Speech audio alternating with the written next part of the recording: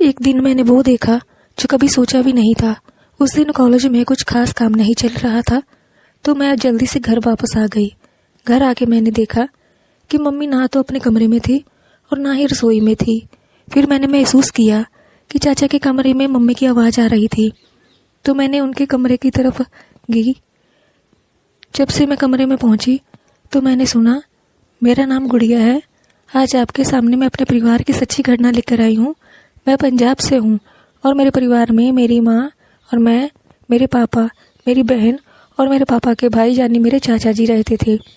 हम सब बहुत खुश थे, सब अच्छा से चल रहा था, पैसे की कोई कमी नहीं थी। लेकिन फिर एक दिन एक ऐसा हादसा हुआ कि सब कुछ बदल गया। तो चलिए कहानी को शुरू करते हैं।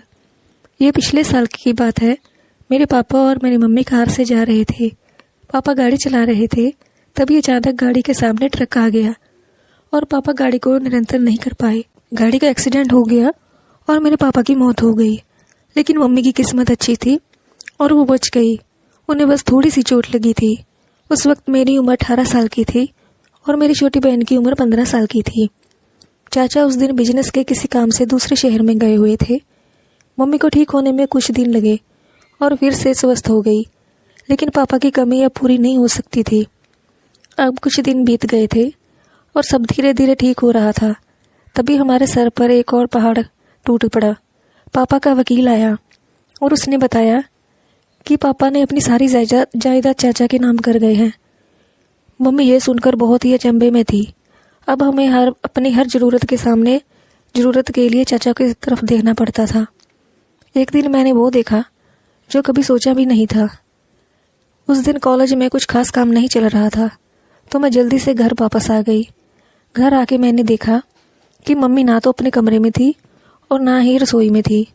फिर मैंने महसूस किया कि चाचा के कमरे से मम्मी की आवाज़ आ रही थी, तो मैंने उनके कमरे में तरफ गया। जब मैं कमरे के बाहर पहुंची तो मैंने सुना, मम्मी चाचा के कमरे में थी। बोल रही थी कि भाई साहब, आप ये क्या बोल रहे हैं? ये बिजनेस मेरे पति का है। आज अगर मुझे उसमें से थोड़े से पैसे चाहिए तो आप मुझे मना क्यों कर सकते हैं? कैसे कर सकते हैं?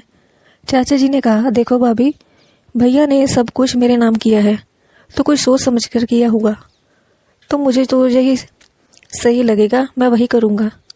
दरअसल बात ये थी कि मम्मी की मम्मी यानी कि मेरी नानी बीमार थी और उनके इलाज के लिए मम्मी को 20,000 रुपये चाहिए थे।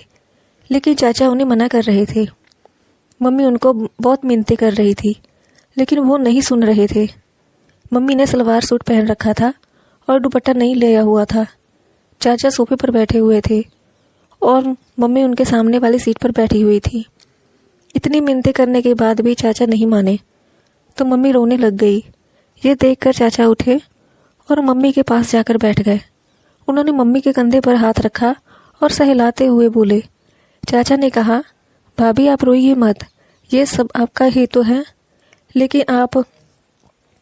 मम्मी एकदम से हैरान हो गई। वो उठी और चाचा से दूर होकर खड़े हो गई और कहा कि तुम्हें शर्म नहीं आती? ये मैं तुम्हारे भाई की बीबी हूँ, तुम्हें राखी बंधवाई है।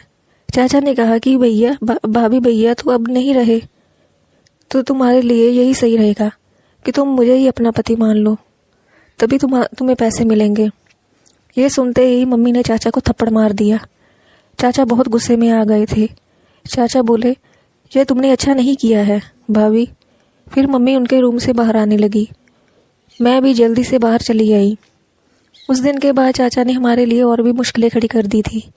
हमें पैसे देने बिल्कुल भी बंद कर दिए थे। अब मेरी और मेरी छोटी बहन जो हॉस्टल में थी, उसकी फीस भी नहीं मिल रही थी। माँ ने नौकरी ढूंढने की बहुत कोशिश की, लेकिन नहीं मिली। आखिरकार माँ ने हार मान गई। फिर एक दिन रात में मैंने मम्मी को चाचा के रूम में जाते हुए देखा। मम्मी ने ब्लैक नाइटी पहनी हुई थी। अब मैं पहले आपको मम्मी के बारे में बता देती हूँ। मम्मी एक गोरे रंग की औरत है। तो मम्मी चाचा के रूम में जा रही थी। अंदर जाके उन्होंने रूम बंद कर लिया, लेकिन कुंडी नहीं लगाई थी। मैं जल्दी से चाचा के रूम के बाहर खड़ी हो गई और अंदर से झांकने लगी।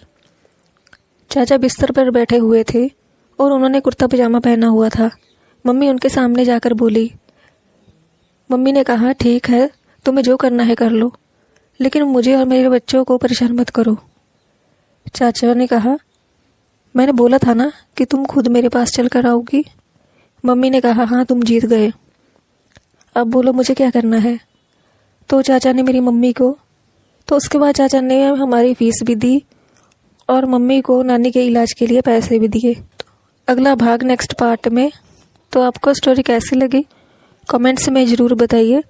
चैनल पर नए हैं तो चैनल को सब्सक्राइब ज़रूर करें ताकि आने वाले वीडियोस का नोटिफिकेशन आपके पास सबसे पहले पहुंच सके। Thank you for watching.